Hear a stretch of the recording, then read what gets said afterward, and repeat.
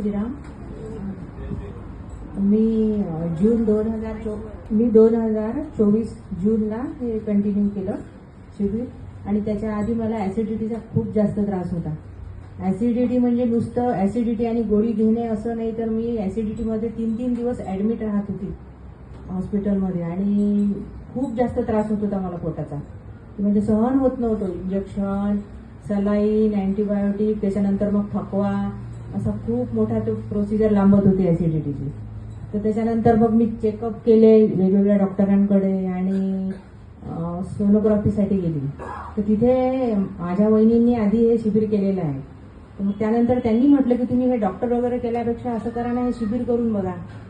आणि बस इथं आले मी आणि शिबिर केलं. हे इथे सगळ्यांनी अनुभव सांगितले, सगळे जे वेगवेगळे होते ज्यांचे बिमाऱ्या दूर झालेल्या आहेत. तर त्यांनी सांगितलं की हे काय आजार तुमचा ॲसिडिटी छोटंसं आहे, इथे तर खूप मोठे मोठे आजार बरे होतात. 13 गोळ्या सोडलेले होते आमच्यासोबत, 16 रोजच्या गोळ्या, 13 गोळ्या सोडलेले लोक इथे होते आमच्यासोबत शिबिरात तेव्हा. तर मग मी हे केलं 5 दिवस आणि नंतर घरी जाऊन आम्ही कंटिन्यू केलं. माझं वजन 65 किलो होतं पूर्ण. असं खूप माझा चेहरा असा सुजलेला दिसत होता, गाल सुजलेले, मान असं, आणि अनफिट वाटत होतं, अस्वस्थ. सर्व याचं कारण पूर्ण नुसतं ॲसिडिटी होतं. आणि इथं आल्यानंतर बिलकुल म्हणजे जादूसारखं ॲसिडिटी तर काहीच नाही, वमन केल्यानंतर लगेच कमी झाली. म्हणजे मला जे असं खूप मोठा आजार वाटत होता तो इथं चुटकीसरशी दूर झाला. तर त्याच्यानंतर तेव्हापासून मला ॲसिडिटी होते, पण मला माहित आहे काय करावं लागतं. असं नाही की मी असं कंटिन्यू करते. आधी मी 3 महिने एकसारखं केलं, तर माझं वजन 65 वरून एकदम कमी म्हणजे 52 किलोवर आलं. आणि आता पण माझं कंटिन्यू सुरू आहे. ज्यूस तर आम्ही अजिबात सोडत नाही. सकाळचा ज्यूस, चहा, दूध सर्व बंद केलं. म्हणून माझी आपल्या सगळ्यांना अशी विनंती आहे की जे आपल्या शेगावला जयाताई काळे मॅडम आहेत, ते हे आपल्याला गजानन महाराजांचं वरदान आहे. गजानन महाराजांच्या कृपा आशीर्वादाने मिळालेली ही एक संधी आहे की मॅडम आपल्या इथे इतक्या जवळ आहेत आणि त्या मार्गदर्शन करतात. वर्षातून कितीतरी शिबिर घेतात. ते कोणत्या ना कोणतं शिबिर करा आणि मॅडम जसं सांगतात तसं तुम्ही कंटिन्यू फॉलो करा. खूप खूप म्हणजे तुम्हाला एकही आजार राहणार नाही. खूप मदत होईल मॅडममुळे. नेहमीसाठी इनिमा पॉट वगैरे हे सर्व घेऊन जा इथून आणि करा. मी शिबिरात आली तेव्हा बस आल्याबरोबर खुर्ची शोधत होती. म्हणजे यायच्या आधी तुम्ही एवढं टेन्शन घेतलं होतं की कोणी म्हणत होतं कारल्याचं ज्यूस आहे, कोणी म्हणत होतं की कडू कडू पानांचा ज्यूस देतात इथं. आणि कसं प्रचार करताना चुकीचा प्रचार करू नका इथून गेल्यानंतर, कारण मी असंच ऐकून आली होती इथे.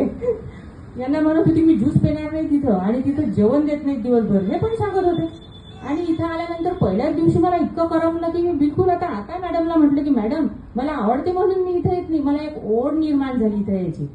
माझा आजार बरा झाला, इथं मला करमते. पण मला घरी गेल्यानंतर असं पंचवटी फार्म, चला जाऊ आपण, जयाताई मॅडम आहेत, चला जाऊ आपण. खूप छान व्यायाम वगैरे काहीच हार्ड नाही, सूक्ष्म व्यायाम सांगतात आणि सर्व एकदम सरळ सरळ सोपी आहे. जर हे करसाल तर कोणत्या डॉक्टरजवळ जायची गरज पडणार नाही आणि खूप चांगलं होईल. पहिल्या दिवशी आल्यावर खुर्ची बघत होती, खुर्चीवरच बसली मी. मॅडम म्हणत नाही आमच्या इथे आल्यानंतर सगळं खुर्ची सोडतात आणि खाली बसतात. लगेच मग मी दुपारच्या सत्रात खाली बसली. तर तेव्हापासून मी आता खुर्चीवर बसतच नाही, खालीच बसते, कारण वजनही कमी झालं. आमच्या इथे उपासनेचा कार्यक्रम असते, तिथं 2 तास जवळजवळ मी सोफ्यावर किंवा खुर्चीवर बसत होती. पण आता अजिबात नाही, गेली की लगेच देवाच्या पुढे खाली बसून जाते, काहीच त्रास नाही. माझी एकदम चांगली तब्येत झालेली आहे. मॅडम म्हणजे आपल्या लाभलेल्या एक परीस आहेत. त्यांचा जर परिस्पर्श आपल्या जीवनाला झाला तर आपलं जीवन धन्य झालं असं समजा. आणि नेहमी हे शिबिर करा आणि हे शिबिर घरी जाऊन पण नियमित करा.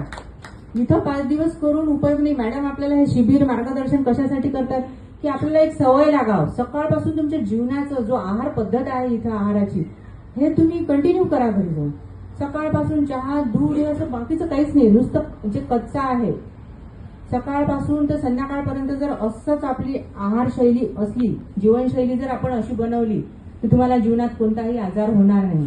आता माझ्यावरून मी हे सांगते, सगळ्यांचे आता अनुभव वेगवेगळे असतील, पण कसं हे न करता जर रिझल्ट पाहिजे असेल तर मग नाही मिळणार ना, करावंच लागेल. हे असं पूर्णतः सात्विक, प्रेमळ आणि खूप खूप छान मॅडम आहे. त्या मॅडमचं ऐका तुम्ही आणि करा हे कंटिन्यू.